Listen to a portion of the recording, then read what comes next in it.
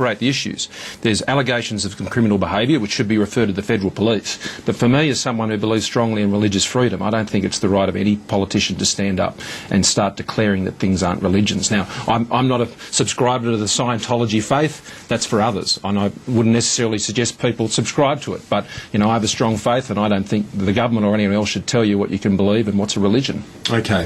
One final issue, the Crawford report into sport funding. John Coates, the Australian Olympic Committee chief, was scathing. He says it's an insult to anyone that's played a part in the Olympic movement.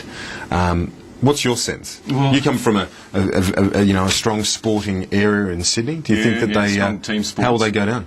Well, I think we all want to win lots of gold medals. We all cheer on the Aussies at the Olympics. We also want to make sure that young kids get a go at sport. So whether it's elite athletes that winning gold medals or whether it's ordinary sports people like us, not you. I know you're a better cricketer than most of us. But we all want to make sure more young people are in sport. But I've got an idea. If we can convince Jacques Rogge to get European handball out of the Olympics and we can replace it with surf lifesaving, I reckon there's at least 5 gold medals in Cronulla. I think that's true. And if we can get backstabbing in as a gold medal event, then the Liberal Party will bring home the gold. Very cute.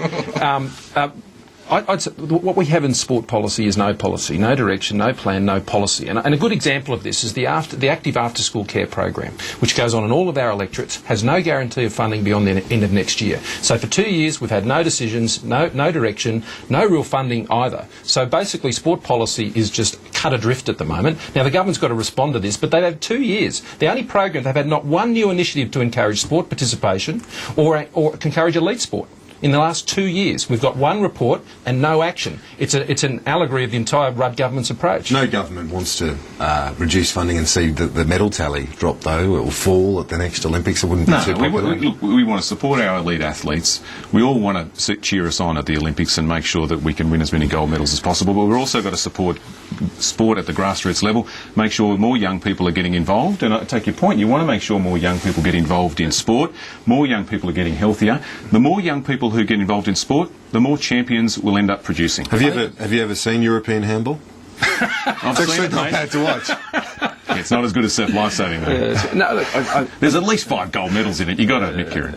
Yeah, that's true. I think that's a fair point. If you're watching Jacques. Surfboat rowing, I think it's great sport. But at the end of the day, objective, I think we agree on. But the government's got a tough decision to make here. I don't like their form on tough decisions. Okay. Scott Morrison, Jason Clare, as always. Thanks for your time. Thanks, mate.